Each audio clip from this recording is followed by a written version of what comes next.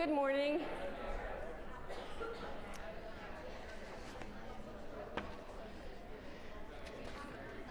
When the murmuring dies down, I'll start class.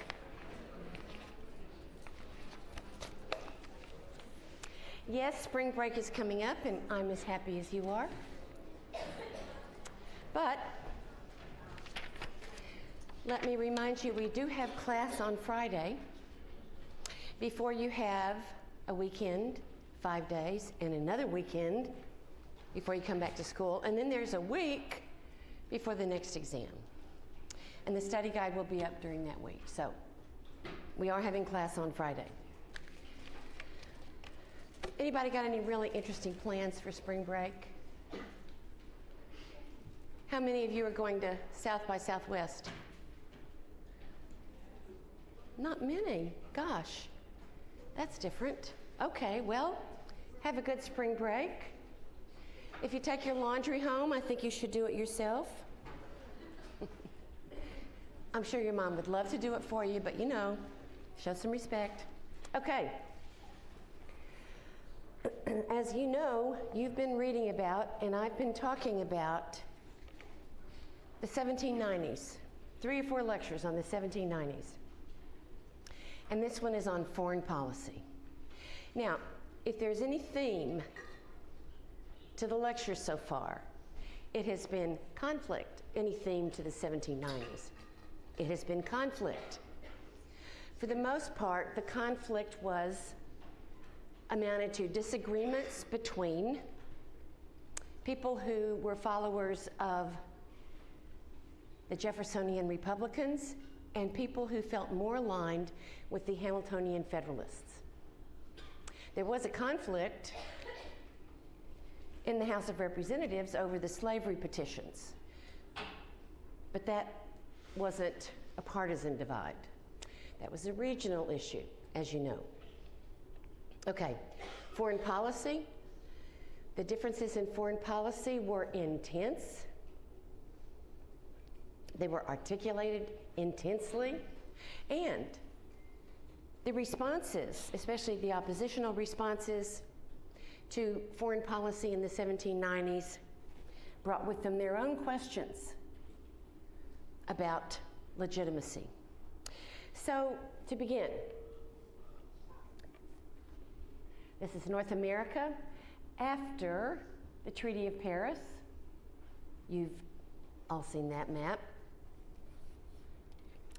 And I'll just remind you with this slide what the Treaty of Paris involved. And please note, because this is what I'm going to talk about next, that the British were to leave frontier forts. I mean, that was a part of the Treaty of Paris. That the US and Britain signed. They agreed to that, but they didn't leave. And then the US was to return property to loyalists.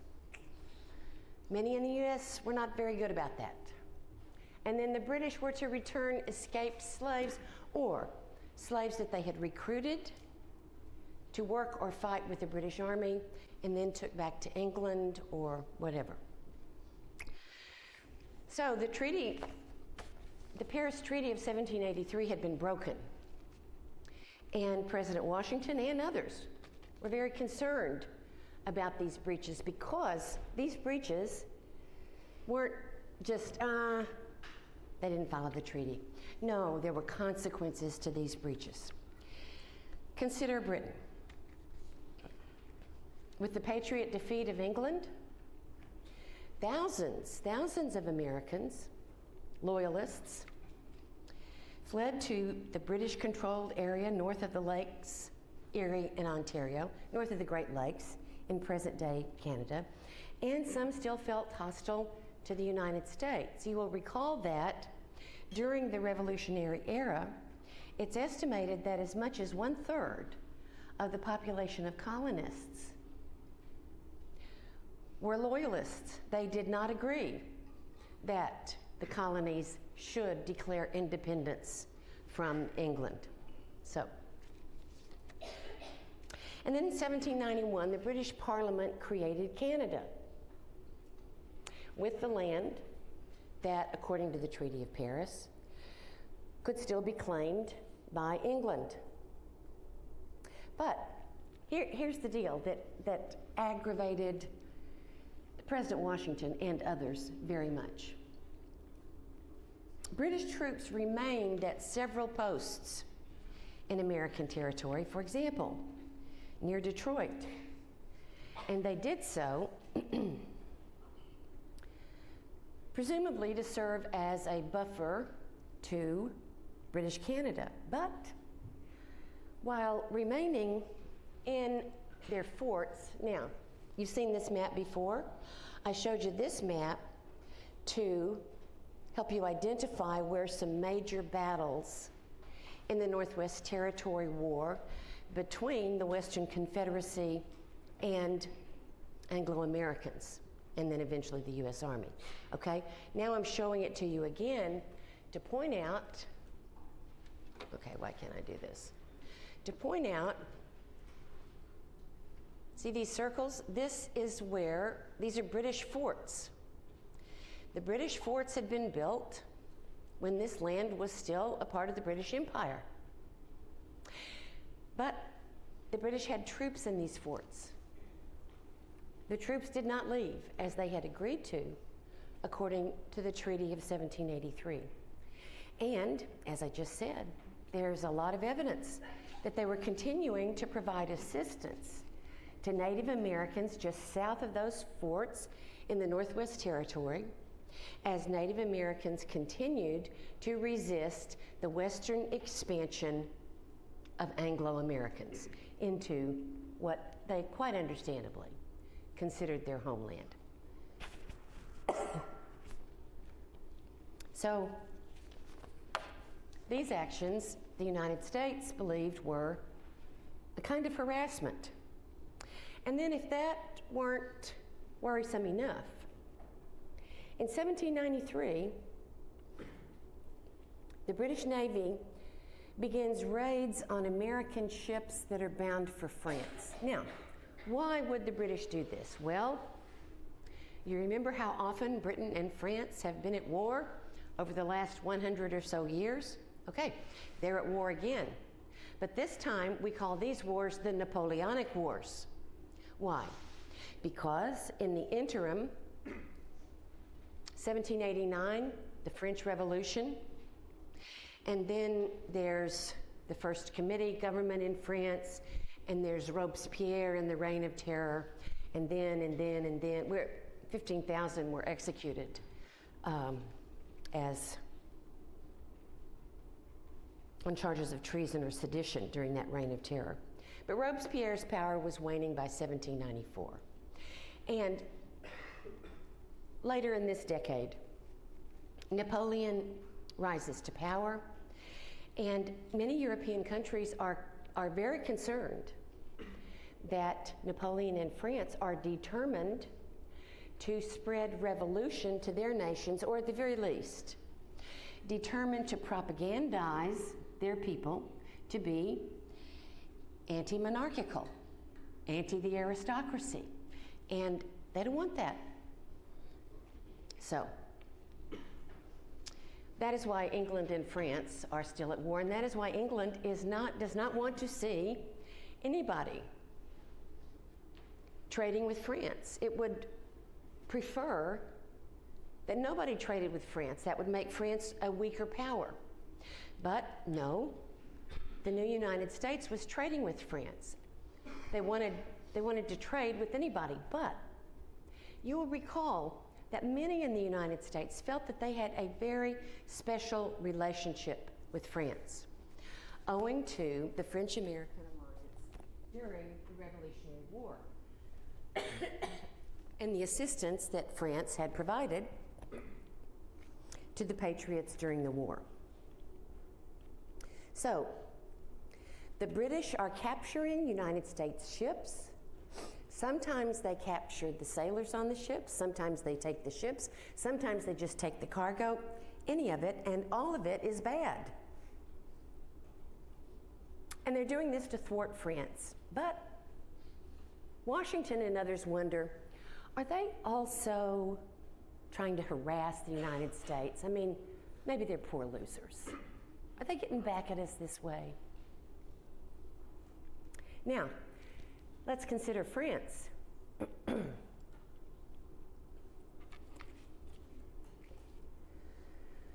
The French-British rivalry continues, as I said. The French had aided the Republicans, the Patriots, during the Revolutionary War. In fact, during the war, for a time they were formal allies. The British surrender, 1781 at Yorktown. This was forced in part by the French fleet that controlled the waters off of Yorktown. So, they were very significant in the U.S. victory over England in what we call the American Revolution. And then, several years after the Treaty of Paris, as I just said, in 1789, that's the French Revolution. Thomas Jefferson, not surprisingly, took a lot of credit for the French Revolution. He believed that America's Declaration of Independence, that America's articulation of these Enlightenment principles of equality and self-government and so on and so forth, he believed that this had in fact inspired the French. Well, maybe so, but let's not forget that there were Enlightenment philosophers in France as well. And it's quite possible that they had their own reasons for being opposed to the Bourbon monarchy, which is what it was called at the time. So, by 1792, most powers in Europe, as I said, are fearing the influence of the French Revolution. And French leaders do, in fact, declare war on Austria, England, Holland, Spain. And this goes on for 23 years. In 1793, the first coalition of Europeans formed to oppose France. This was Spain, the Netherlands, and Great Britain.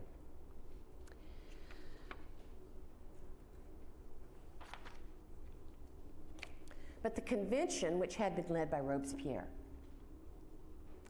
did approve and form a Republican government in 1795 and established what was called the Directorate.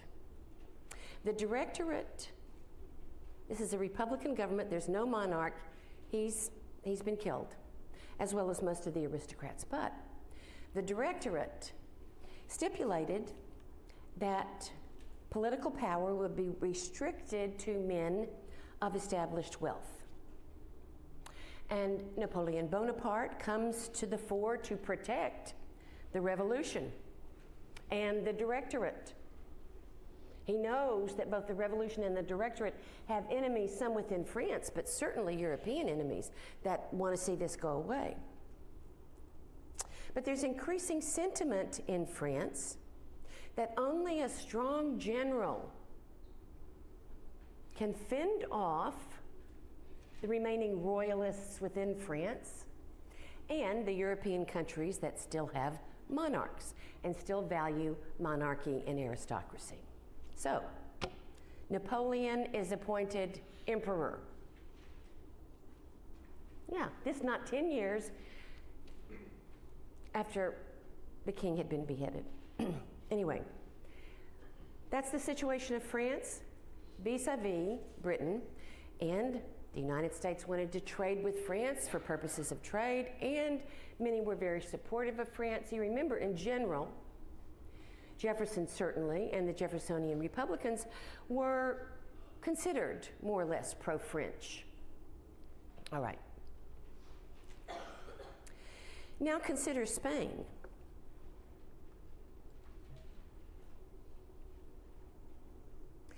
At the end of the 7 Years' War, it's been a while since we've talked about that, but the 7 Years' War, also called the French Indian War, it ended in 1763, and it ended with a British victory. The British and the North American British colonists had defeated the French and their Native American allies, okay? And so there is a Treaty of Paris formalizing the ending of this war and formalizing, being very particular about saying, all right, the new France, the French Empire in North America, it is gone. That is England, except for some far north territory in what we call Canada. Well, at the end of this war, 1763, Spain acquired, France was defeated. The Spanish had helped the British to some extent. And so Spain should get something for her assistance to the British in the 7 Years' War. And Spain acquired French claims to much that had been held by France. For example, what we call the Louisiana Territory. Before it was known as the Louisiana Territory, it was a part of the New France. This is territory from the Mississippi River to the Rocky Mountains. France had considered this part of the New France in North America. And so, one of the conditions of the Treaty of Paris that ends the 7 Years' War is that we'll say that that's now part of the New Spain, which is also, as you know, a very significant power in the Western Hemisphere. So, I know this gets complicated, but just look at the maps and hang on. So, according to the Treaty of Paris that ended the American Revolution, formally ended the American Revolution, 1783. No, according to the 1763 Treaty of Paris that ended the French-Indian War, Spain and Britain controlled territories to the west and to the north, respectively.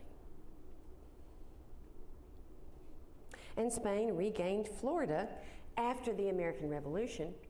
Spain regained Florida from the British.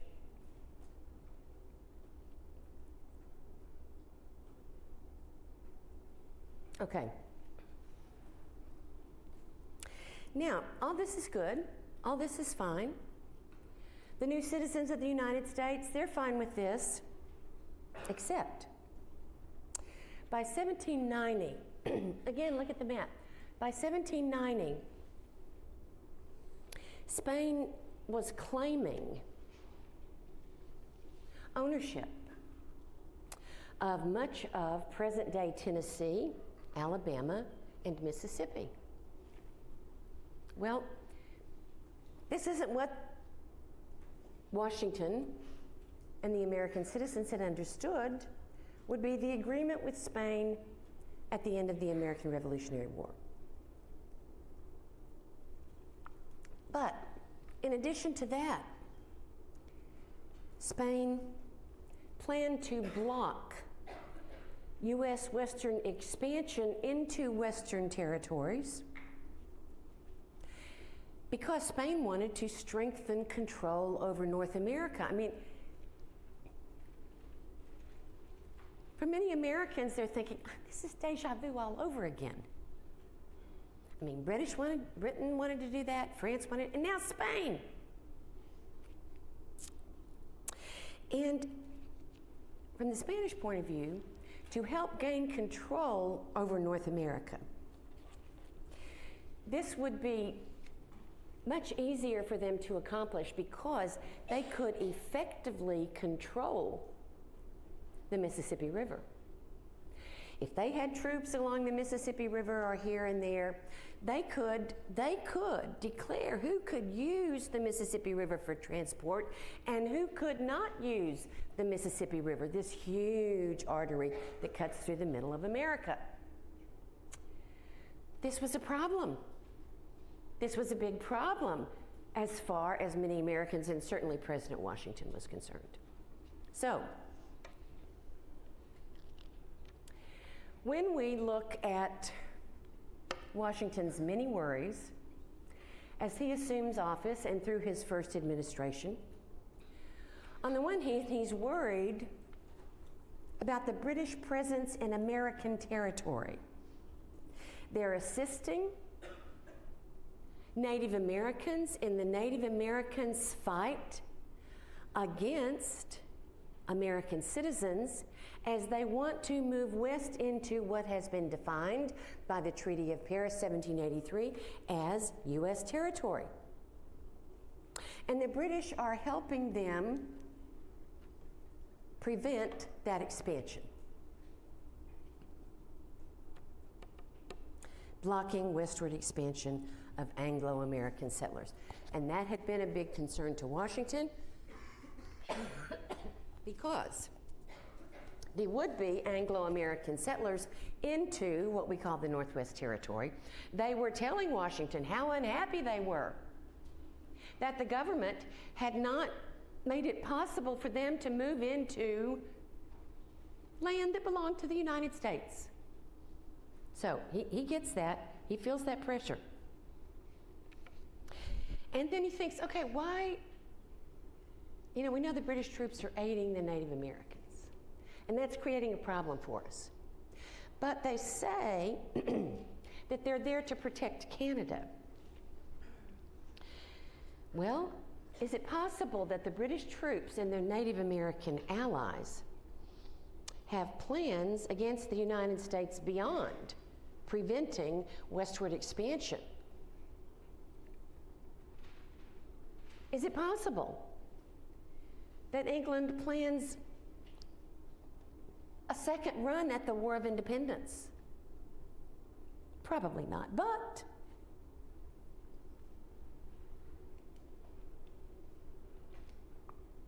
and then, of course, President Washington is worried about Spain. He's worried about Spain and Spain's control of the Mississippi River. President Washington is worried about British ships in the Atlantic and their persistent harassment of American ships, confiscating cargo of American ships, because they have a blockade. They're trying to enforce a blockade to prevent all imports into France. So, it's quite possible, in fact it's probable, that from England's point of view, England's actions in North America were part of England's war against France. But, as I've said, France had been an ally to the United States during the Revolution. So this is just not okay on a number of different levels. So, President Washington is wondering, well, what are Britain's intentions? Does Britain plan to extend the war with France to a war against the United States? Since France had been an ally of the United States in the War for Independence, Britain's at war with France. Is Britain also thinking that it might also extend its war against France to a war against the new United States? And then here's another worry that has to do with all the previous worries. The U.S. Army and the U.S. Navy. They are very weak. I mean, these are new institutions, you understand, because there wasn't a U.S. before 1776, and then officially until 1783. Well, the U.S. Army and the U.S. Navy are very weak following the American Revolution. The United States is in financial crisis. It's not as if Washington can just say, okay, we need to spend the money to rebuild our Army and Navy. What money? And President Washington knows that the United States cannot afford another war.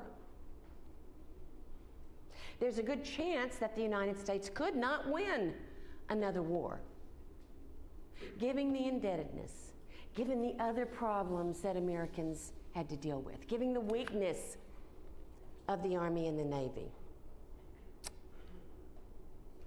And so it's concerned. It is very concerned. President Washington is very concerned. He was worried about avoiding war with England. But he also knew it was a possibility that France could declare war on the United States. So he's got big worries. What he decides to do is he wants to be as unprovocative as possible. He knows that England is suspicious of American ties with France. He knows that France is suspicious of not American ties, but the possibility of American ties with Britain. He knows that Spain is probably suspicious of all of that. And he doesn't know which of these people, which of these nations, might want to make a move against the new nation. So, he decides in 1793 to issue a proclamation of neutrality. In this proclamation of neutrality, and look at the Constitution, under presidential powers, the president gets to do this. It was controversial, of course, with the Jeffersonian Republicans. What do you mean? The Jeffersonian Republicans weren't sure that the president did have a right to, just by himself, say, we're neutral. Now, the reason they questioned that is in the Constitution it's very clear that the only body that has the authority to declare war is Congress. That's an interesting thing to keep in mind, since you may recall, or you may know, that the United States has been involved in several armed conflicts since the end of World War II. But did you know that there has been no declaration of war, none, since the end of World War II? And yet, who can deny we're at war? Who can deny we were at war in Vietnam? No declaration of war. Anyway, that's now, I'm talking about then. Jefferson and the Jeffersonian Republicans are saying he has not the authority to do this. And then others are pointing to the discussion in the Constitution about the president's authority, and they're saying, well, of course he does. So, you look at the Constitution. What do you think? Anyway, he does this. And in his proclamation of neutrality, he says, we don't have favorites. We're not taking sides. If you people are going, of course this is not his language, if you people are going to war with each other, we are not in it. We will not provide aid or assistance to any European power at war.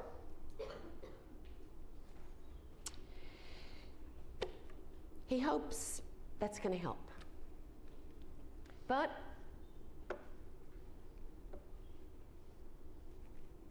the British continue to raid American ships in the Atlantic. The British are still in forts around the Great Lakes on U.S. territory. So he decides he needs to take more direct action with England. He needs a treaty. He needs some agreement with England that they will abide by what they agreed to in the 1783 Treaty of Paris, removing their troops to begin with. And he also wants to get an agreement from England that, I'm sorry,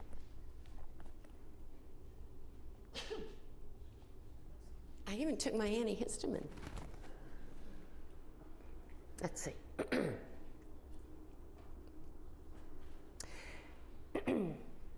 So he wants the British troops to leave. And he wants England to agree to stop raiding American troops, the American Navy and American ships on the Atlantic Ocean. Well, as it turns out, the English have their grievances against the new nation, and you'll see in a moment. President Washington asks John Jay. John Jay, he was the first Chief Justice of the Supreme Court of the United States. And Washington, they knew each other. So he is a man of some prestige and authority and of bearing. And so President Washington asks John Jay, will you please go to England, talk with the leaders in England, even appease the leaders of England if you have to. We need a treaty with England that will take care of several problems that might otherwise lead to war or conflict. So, in 1794, he sends Chief Justice John Jay to England to negotiate a treaty. And John Jay negotiates a treaty, and guess what it's called? Somebody knows. Jay's Treaty, thank you. Yes, it's called Jay's Treaty, negotiated by Chief Justice John Jay. And here are the main points of the treaty. Can I help you with something? Okay, then don't talk. The main points of the treaty are that the U.S. agrees, okay, we will compensate British merchants for pre-Revolutionary War debts. Do you know what that means? I mean, there were there were people in America who had purchased things on credit from England, and they had never paid off that debt. And so that's a grievance that England has. Once the war was over, everybody just forgot those debts. So, according to the treaty, the United States will compensate British merchants for any pre-Revolutionary war debts. Second, in this treaty, this is probably one of the most controversial aspects of the treaty. In this treaty, the United States agrees that Britain has the right to remove French property from American ships.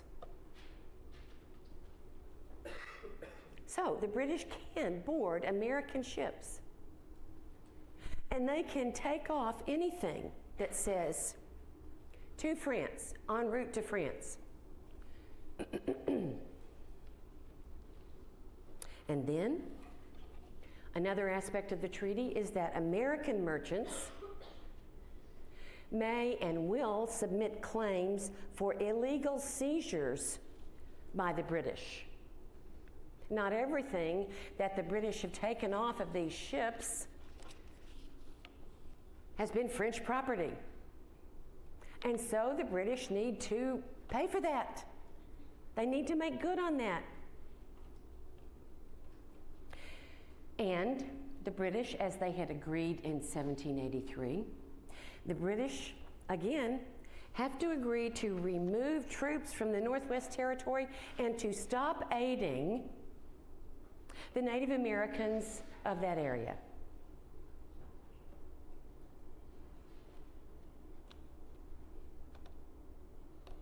Well, George Washington felt like this was a good deal. He said, okay, with this treaty, we will avoid war with England. We will secure American boundaries. And we'll be able to increase trade with England because they'll be paying back their debts. We'll be paying back merchants' debts to them. And if we know that they are not hostile, planning to make war against us, then we can resume trade. So, and the U.S. needs to be doing trade. It needs to be making money. So George Washington, I mean, he knows how it's going to look to the Jeffersonian Republicans. It's going to look like appeasement. And George Washington knows that on some of this, like remove British troops from American territory, they had already said they would do that, and they had broken the treaty. So, but, you know, what are you going to do if they're not abiding by the Treaty of 1783? What are you going to do about that? That does not involve something that might be considered provocative or warlike by the British, that does not inflame the situation.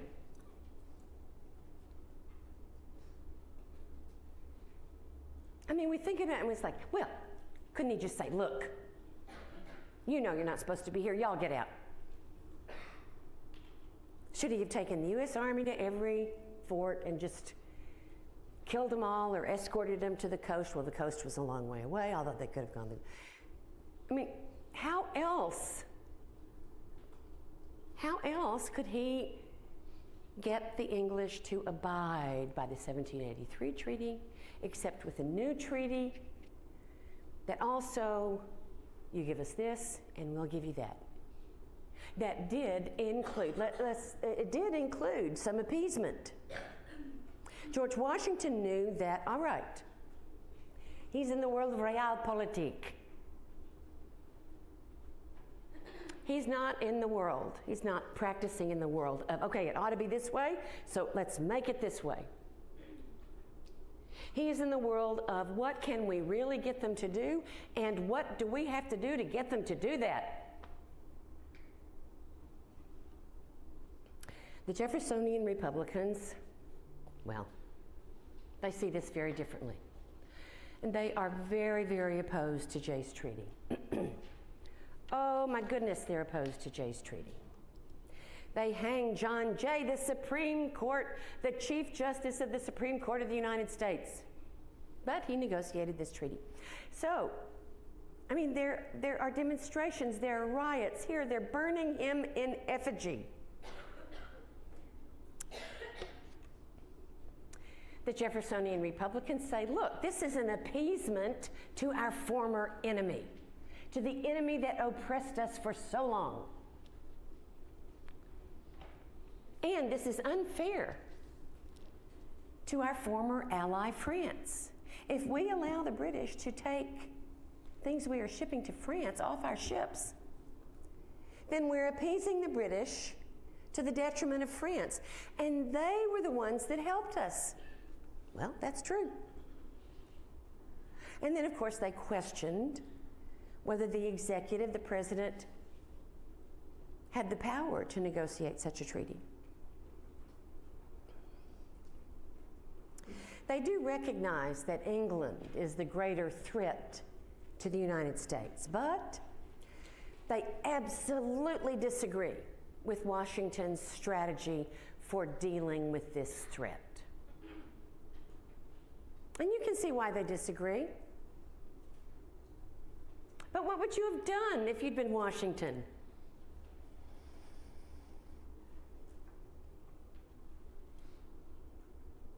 He didn't want to let down the French, but he was far more afraid of the British than he was of the French. Okay.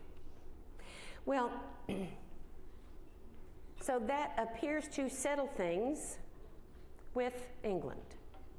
Settle the concerns that Washington and many had about England. But then there are those concerns, a few minutes ago I went over them, that Washington and others had about Spain. About Spain's claim of all that territory, about Spain's intent to control the Mississippi. So, in 1795, Washington sends another envoy. This time it's a man named Thomas Pinckney. to Spain to negotiate. Let's figure this out. Let's come to some agreement. Let's come to some compromise. And they do, and it's called Pinckney's Treaty. And according to Pinckney's Treaty, you remember that Spain and France were at war with each other in Europe. But Spain, because Spain is at war with France and Europe, Spain is interested in mending fences with the United States. Spain wants to remove any source of antagonism. I mean, it's enough to have one, hostile power in Europe. I mean, it doesn't need to have enemies in North America. So, they're ready to talk. And Spain agrees to a boundary with the United States at the 31st parallel, and Spain agrees to relinquish control of the Mississippi River. You see the 31st parallel? Okay. Well, the Republicans, the Jeffersonian Republicans, they're very pleased with Pinckney's Treaty. They said, now this is a good thing. This does not hurt our former allies. It is not groveling appeasement to Spain. They get something, we get something, everybody's happy. This is good. The Jeffersonian Republicans are very, very pleased with Pinckney's Treaty. Because for one thing, Spain's recognition that it has no claim to much territory in the West, that territory that's slightly darkened. It's good that Spain's going to relinquish that, because that is going to make Western expansion of Anglo-Americans easier. So that's good. Well, here's the deal. The Jeffersonian Republicans were ready to vote for Pinckney's Treaty, but they had held up the vote on Jay's Treaty. They wouldn't vote for it. And Congress, just with the Hamiltonian Federalist votes, and whoever else they could convince to vote for Jay's Treaty, that was not enough votes to get congressional approval of Jay's Treaty. So Jay's Treaty is stuck.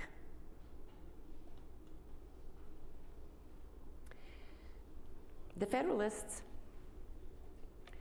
some representatives of the Federalist perspective, and especially the Federalist perspective on Jay's Treaty, meet with some significant Jeffersonian Republicans, and they say, you know what, let's make a deal. We like Pinckney's Treaty too. It's good.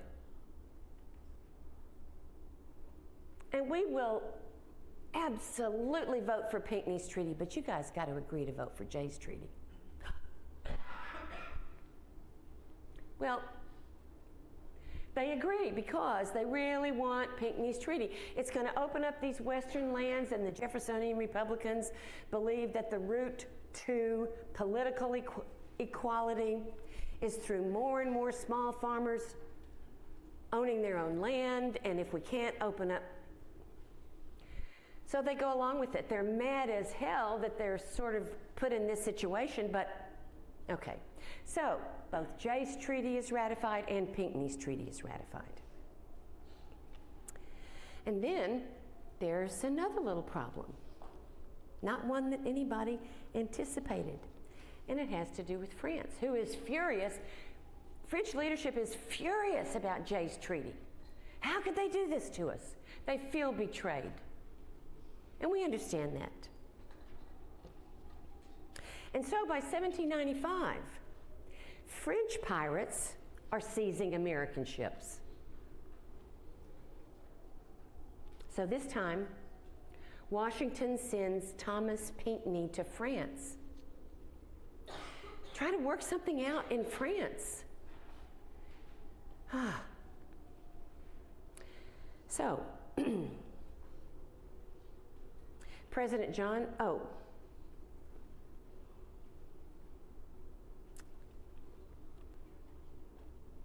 Adams and John Marshall and Eldridge Gerry joined Pinckney to negotiate a treaty with France. France's foreign minister is a man named Charles Talleyrand. But he refuses to meet with the American delegation. No, not going to see him. Don't show them in. And Talleyrand then sends 3 agents who are never known by anything.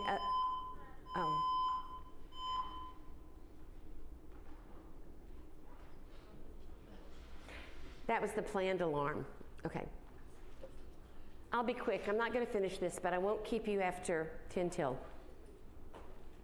Talleyrand sends 3 agents who are never identified. Spoke too soon. It's probably going to happen again.